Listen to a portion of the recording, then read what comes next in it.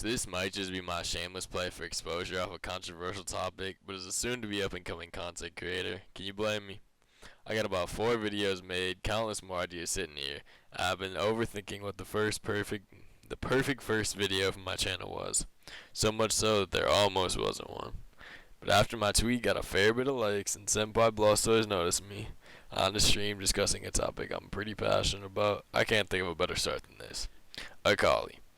I've played a lot of her pre-rework and a fair bit after the rework as well, roughly 500k mastery across several accounts, playing in high and low elo. That's a bit of my background, but let's talk why we're here. Getting into it, I'm going to start with the issues I have with the champ's current state. Then I'm going to draw some comparisons between her and some other champs for reference, and finally I'm going to give my thoughts on how she'd improved in a way that benefits the whole player base. My issues are as follows. First, to get the obvious out of the way. Pick, ban, win rate, obviously.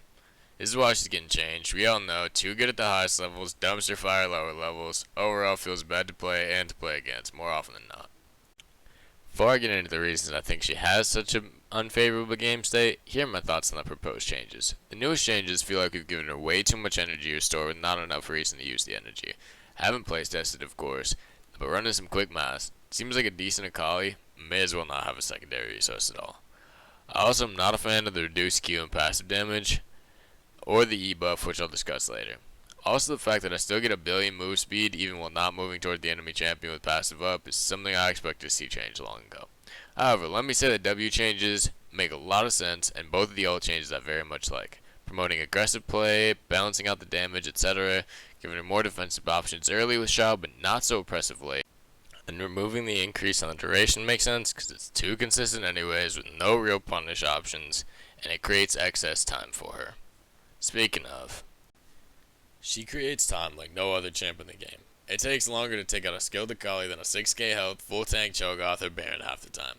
But rather than those, let's draw a comparison to everyone's favorite master of time. No, not Zillion, no one plays that shit. Echo. Echo creates time. Echo costs time. 3 seconds prior to the play, he has to set up W.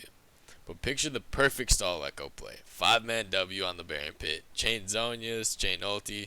So 1.75 seconds done. Call it 2 seconds of time, cause I'm generous and don't feel like doing math. 2.5 seconds Zhonya's. It's a 5-man team hitting him afterward. Maybe he gets a couple picks. Say it takes another 2.5 seconds to get him solo down to 10% health after his Zhonya's expires.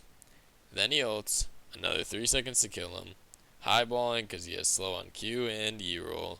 You can toss a couple more seconds on there if you like for outplay potential with mobility and damage. Doesn't matter either way because what I'm about to lay out for you will disgust you. Quick maths. This all adds up to 10 seconds of time.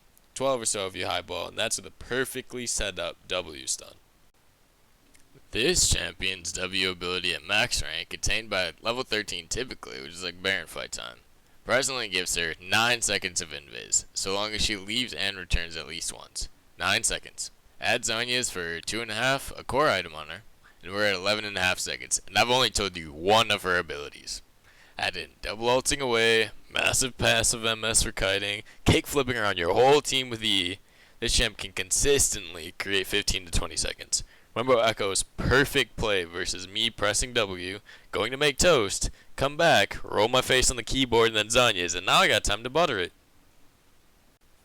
Beyond that, she doesn't cost any time. Unlike a real ninja assassin, she has no real prep and her playstyle is continuous spam. Another comparison, the happy win man himself, E-boy extraordinaire, Yasuo.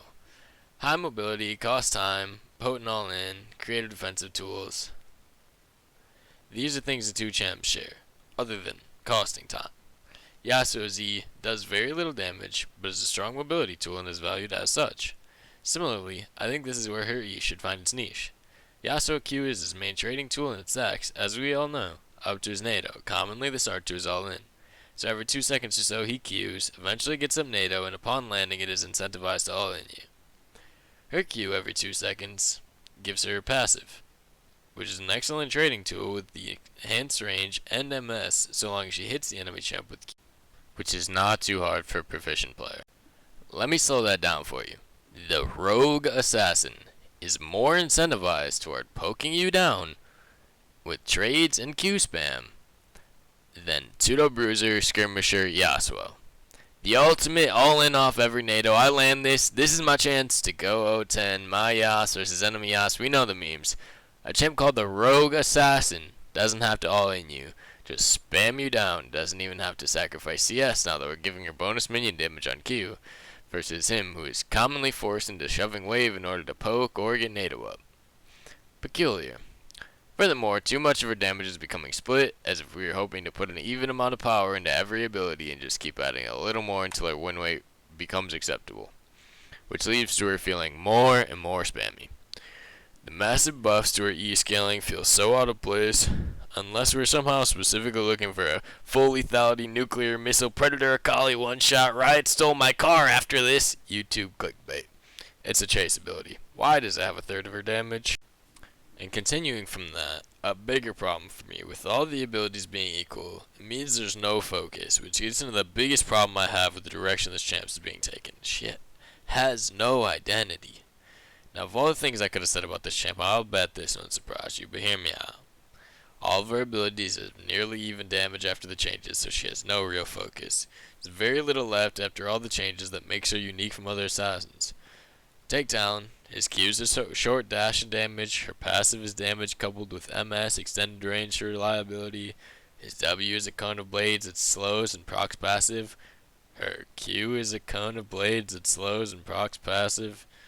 Her dash for damage is on her ulti. His ulti gives him the MS increase and invis found in other parts of her kit.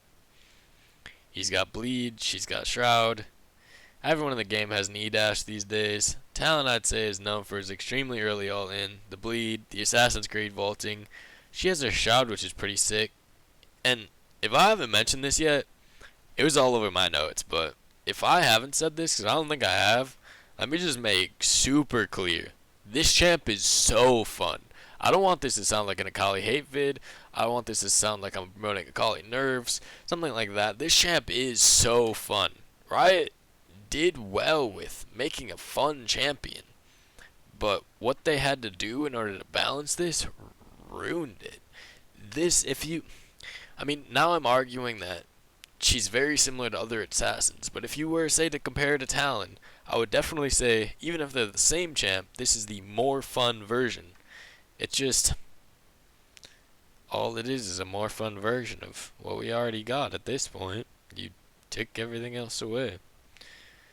What part of her damage is unique to her, really? Execute R2, I guess. Riven's executes range, Karen's is melee. Her execute is a dash through, I guess that's something. But think about Cat versus Talon. Her spins, her resets, both giving her a zoning tool, but also predictable movements because of the dagger drops. Range Q hitting multiple targets, a true AoE ult. It seems so different by comparison. Now let's take a look back at old Akali, and you'll see where this vid all comes together. Starting from the end of her kit, her ult was unique with its stack system and resets. Now I feel like the new ulti has kept us in spirit with the double cast, and I mean, if R2 gave some sort of reset on kill, for example, this champ would be horrifying. One Tricks would be banning her if they weren't first pick in the draft. The champ would be something out of my nightmares, so we'll call the ult a check. But a dash isn't the identity. Old Akali E was always the part that felt like it had the least synergy with her kit, so trading it for the new mobility tool feels good. We replaced old Shroud with a more busted, versatile version. Acceptable. Q for damage, then an auto proc off of that. We got that, so what's missing?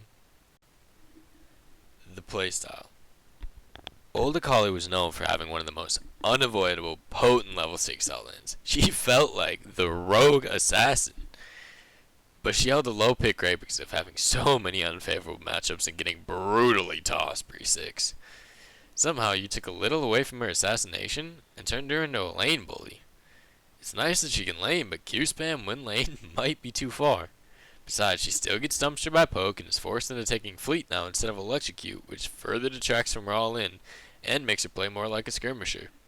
Old Akali was all about balance, prepping the enhanced damage with passive before you went for an all-in for huge bursts on the Q proc. On the other side, you had her healing. It was one or the other. You played defensive for sustain or you went all in for burst. That was what made her her. Now we've taken away her heals, so she has to trade burst for fleet. And we've taken away her burst in favor of a little damage on each ability. We've given an insane kiting and strong poke, though, on an assassin. Poke. Assassin. Why? Add all this together, and I don't think it's hard to see that what you're doing is creating a whole new champion, and one that I would argue, while insanely fun, lacks much to make her unique, other than all the issues with the balance that was supposed to be the pinnacle of her character. Here's what I want to see. Stop taking away damage from passive and putting it in random places. Stop it. Proccing the enhanced auto for burst combo has always been part of what made Akali Akali and should continue to be that way. Give her back her innate healing. Having no innate healing prior to Gunblade takes away electrocute option and causes far too one-sided counter matchups. Basically, any champ that can outbully her ruins her. One of the big issues you cited for the rework in the first place. Now, how can I possibly propose we balance this? Well, start by taking the damage back off her E. Leaving in the proposed W and alt changes, that's a good start. Then, one idea I had that would bring her back the feeling of prepping her bursts or incentivized all-ins, and also force her to efficiently use some of the time she creates for something other than making food, is a 2Q system. Now I know you probably have already predicted every word I'm going to say about this. You already know how you feel about it, but we come this far together, so hear me out. Just an idea. Q1 heals. The healing is integral to the champ and to her survivability in lane, and taking electrocute was once integral to her burst. If it's too oppressive late, then perhaps scale it for early game, rather than off percentage AP, AD, give her a flat heal off number of targets hit with Q1, for example. This both takes away from her healing in team fights when she'll already have Gunblade, and incentivizes her to use this to push minions if she wants to sustain, hurting her wave management and to extend her kill potential in favor of lane presence if she chooses to maximize the heal. Q2 will give the current passive. I've thought about it and run some numbers, which I'm not going to share because if Riot flames me and I messed up my numbers, I'm going to be very sad. But I actually don't think it's too much to get a passive auto up every other Q, whether it hits a champion or not, if you believe that making it so that she only gets a passive every other Q if it hits an enemy champion would overcomplicate it, which I largely agree with. The caveat here would be that the MS attached to her passive would need to be adjusted so that she only gains MS moving toward an enemy champion, similar to Vayne passive, which I've always believed should be the case. Otherwise, this feels to press Q2, game free MS, longer auto. TLDR, shifting between two kinds of Qs, she'll feel less spammy with more decisions, preparation, and identity involved.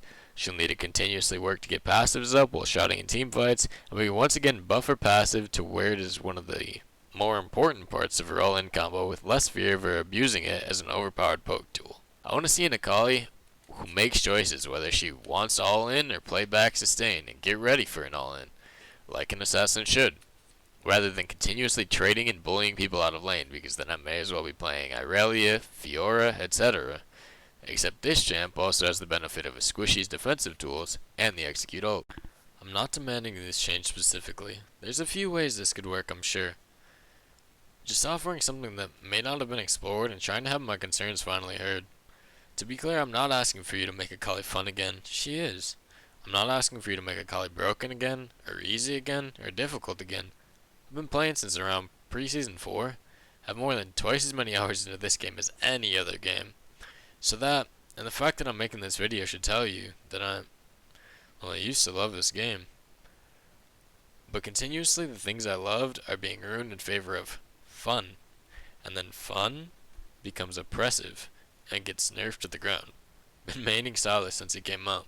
Look what you did to him with one patch. So no, I'm not asking for a statistically perfect Akali. What I'm asking is that if we're going to spend more patches changing this champ than not changing this champ, and we want to constantly throw around whether or not Riot is going in the right direction, which just shows that all we have is more changes on the horizon, I'm asking that the direction we go in is to make this champ Akali again. This is not my champion. Do I think she needs a revert? No. I think she can be balanced as she is. I truly do. But if you don't, and if you can't balance her while keeping her Akali, then just give me my champ back.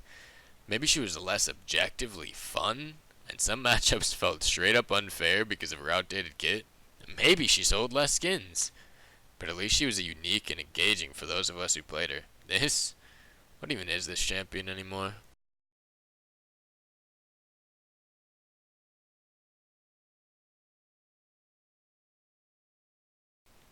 Now, if you made it this far into the video, I honestly and sincerely, as sincerely as I possibly could, want to thank you.